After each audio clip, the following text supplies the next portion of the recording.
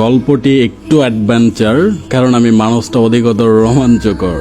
আমি ভুল করে কাঁদি, আবার ভুলের মাঝেই বাঁধি ঘর। আমার অধিক বিস্তৃত সমস্ত ভুলেরও তো আমি নিজেই কারিগর।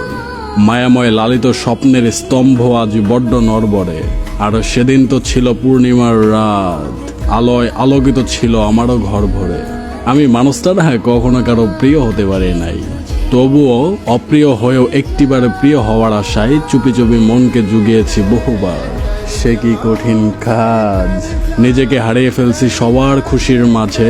সবটা সময় চেয়েছি কেউ অন্তত একবার মায়া ভরা কণ্ঠে আমায় বলুক, তুমি কি আদৌ ঠিক আছো?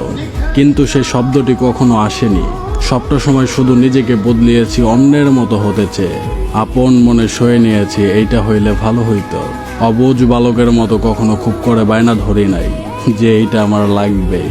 জানি না জীবনের বৈচিত্র্যময় ধারা কোন দিকে যাচ্ছে, আর গন্তব্যই বা কত দূর। আমি একলা সমুদ্রের মাঝে, নেই অর্জনের বিশেষ যুক্তিকতা, কিন্তু স্বপ্ন বুনি সুমধুর।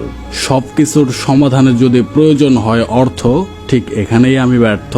অবশেষে নাটাই হাতে করেই সুখ নিব, বিস্তৃত আকাশে উঠতে থাকা পাখির মতো ঘুরির।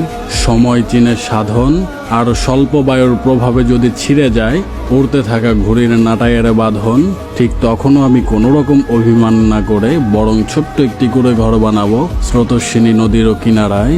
আর কুঁড়ে ঘরের নাম দেব মায়াময় স্বপ্ন ঘর।